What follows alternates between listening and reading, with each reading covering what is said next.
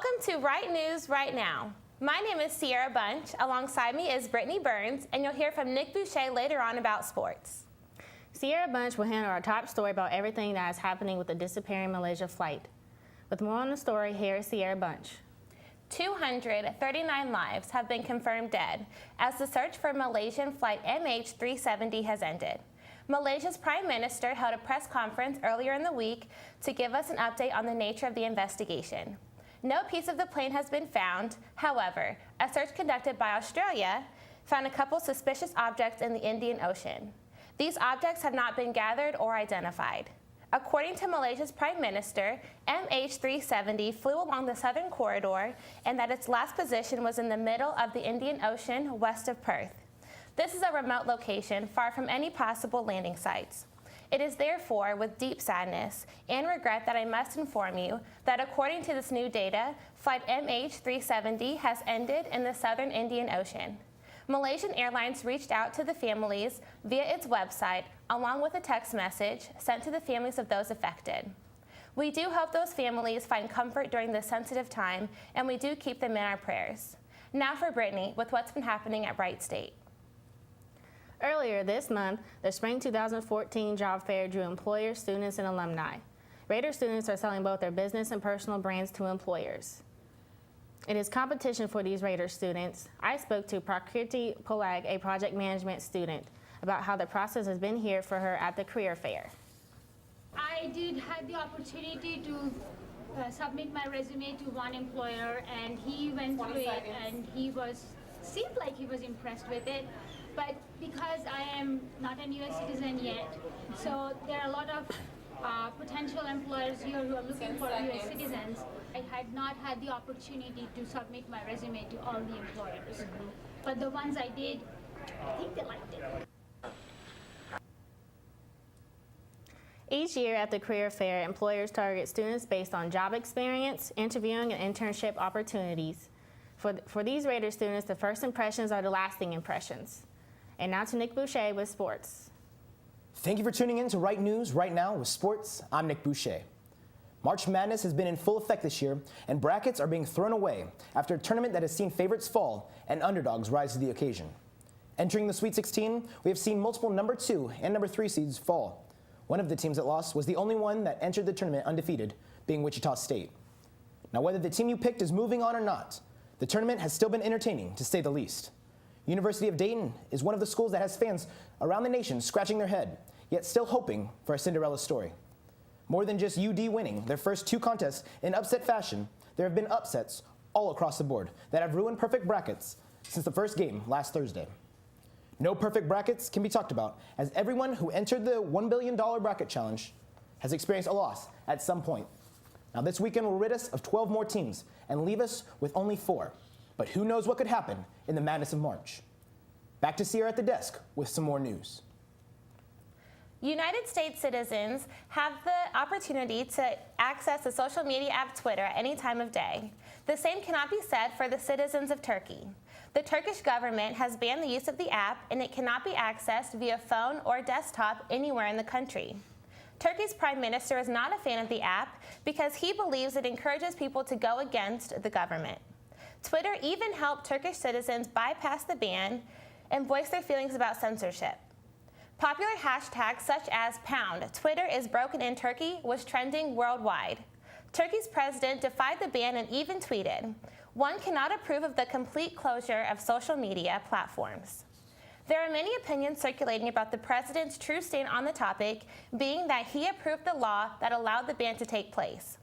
Some speculate the government is trying to minimize the flow of information to cover up government scandal and wrong practices. I spoke to students about their feelings about censorship in the government. I feel about government and its use of censorship. I feel like if you have to censor your government or your people's use of social networks, that you obviously have something that you're hiding. Whether it's between human rights issues or just the prevention of letting your citizens see or hear what's going on outside of Turkey or any other country. This does call into question how much censorship a government should be allowed to have over its people and what ways of communication they should have the ability to use. Doing away with social media cannot make people become fans of their government, and it most certainly will not silence their dislike for it. Nick Boucher will now talk about what's been happening on the diamond here at Wright State. It's time to find out what has been happening on that diamond with your Wright State Raiders. Wright State baseball has been on a tear in the Horizon League games, starting 6-0 in league play. Now, the Raiders must feel some kind of comfort when they walk on to the field at Nishwitz Stadium because they have been able to win 9 of their 10 home games this year. Their away record is not as impressive. Wright State is 2-6 on the road and are not playing as well as they do when they are back home on their field. Nevertheless, the Raiders are on a surge for grabbing the Horizon League title this season. The pitching rotation is led by Robbie Sexton, Travis Hissong, and Joey Holzel. However, Wright State's bats have been continually scoring to be able to give their pitchers room to work with when they enter the ballgame. In their last 10 games, the Raiders have gone 9-1 and have scored 5 runs or more in 8 of those 9 games. The bats are hot, and the Raiders look to stay competitive as they host Kent State on Wednesday. With all the info on Wright State sports, I'm Nick Boucher. Here's a word from Brittany about what potential employers look like when they hire new candidates. The 4-day event drew students locally and nationally. Students were required to do research about the employers. It was a first-come, first basis for the students. Employers were looking for business attire, polished resumes, and interviewing skills. Students who were present at the job fair got great opportunities to open career doors, networking, and to communicate with employers. Preparation is the key to success. These students opened their career doors early. Here is Sierra with more news. A level 4.4 earthquake shook the southern region of Los Angeles, California this week. The earthquake has been labeled moderate and did not cause any damage or reported injuries to any LA natives.